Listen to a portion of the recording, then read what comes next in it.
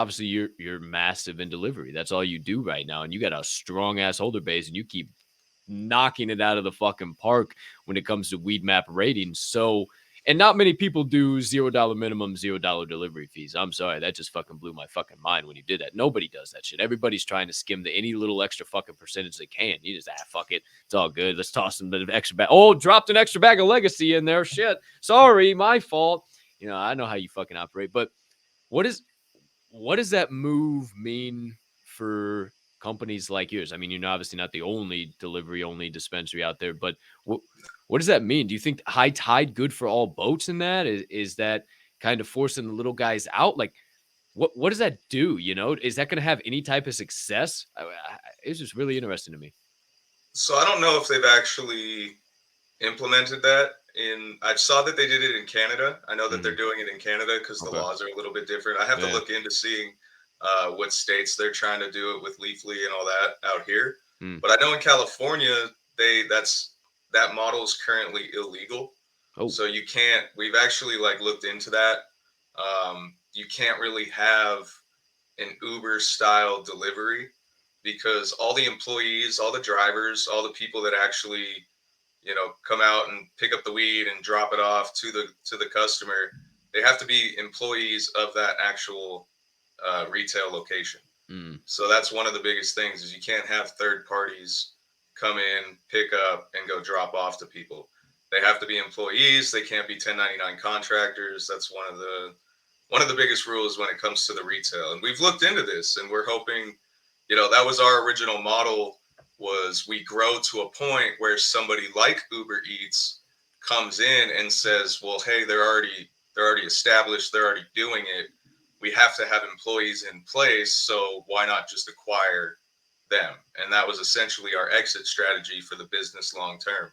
And Mm. so it just kind of shows us that that model is gonna work, right? They're getting involved. They're partnering with Leafly, and it's likely because one thing a lot of people don't realize is that just having a dispensary license gives you access to delivery. Also, Oh shit. you can deliver out of your dispensary.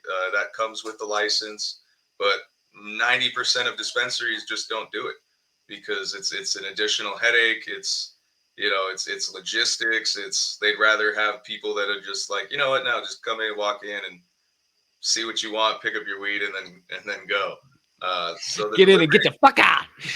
yeah, pretty much exactly. Fuck you. Come again. so the so the delivery model, it's a good model, and we're seeing that the big players want to get involved and they want to do it. And if we can get to that point to where we wanted to be, our 3 year, 5 year plan, if we can knock that out within a year or so, because it's going to take time for them to obviously implement, get all this in place.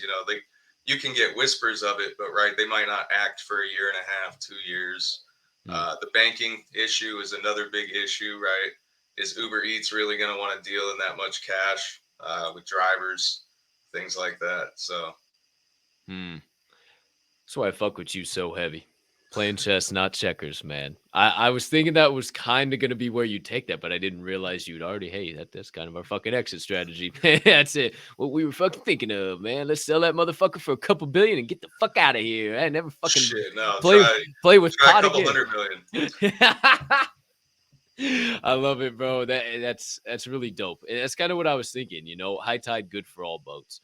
And I think they're going to have to come to people like you who have already been doing it. They're not going to be able to. Sure, they can do whatever, but it's just like the what do we always say? The traditional market, not the black market, the traditional market. It's just like Right. you're gonna go to that same guy that you've been going to for the last 20 years. He may not answer your call sometimes. Some shit might happen every once in a while. He might flake off, but you always get your bag at the end of the day. And I don't think to compare that, that's people like you. And I don't think, well, you don't flake off, but forget that comparison. However, you always go back to tried and true old faithful, old Bobby on the corner of the street. You ain't going to go to some fucking corporate bigwig given the fucking opportunity. So I think that's where it's going. And I think that's really fucking cool that you said it. The business model works. We saw it in it, and it confirms our biases. So pretty, pretty fucking stoked for you, dude. Hey, I'm just stoked to be invested in it. I'm just stoked to be along for the ride. I don't give a fuck. Let the motherfucker go to zero, then go sideways, then go up, then go in fucking circles. I don't care what goes on with this fucking NFT project. Let's just fucking keep doing what you're doing, man. But fuck, big stuff. Big stuff. I appreciate you sharing it. Definitely. No, yeah. IRL has always been the focus, man. Like, without the IRL, the project isn't, what we're really trying to do with it. If we didn't have the IRL backing it, our main goal with the project of opening up that online metaverse dispensary, having the retail locations nationwide, being able to actually have people come in from wherever they are throughout the United States, as long as it's in a legal state, and you hop on that island and you walk in, we've got somebody or one of our locations that can take care of you and bring you some weed. So that's always been our main goal. That's kind of been the overall big picture of the project, and I'm stoked that we're continuing to push. And you mentioned the awards. I think I mentioned it last week, but I'm not sure. I'll mention it again.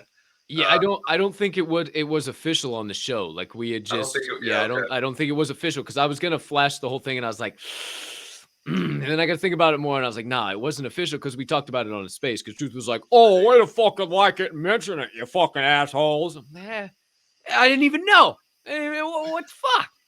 So Right. No, you're good. Yeah, it was. I think it was in a space, but we did end up winning Best of Weed Maps 2022 for our retail location out here in the Coachella Valley.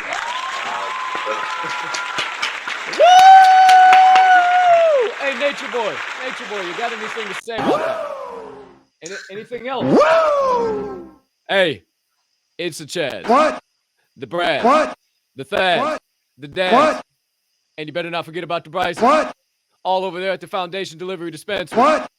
$0 minimum. What? $0 delivery fee. What? You find yourself out there in the sunny valley. What? In Coachella, California. What?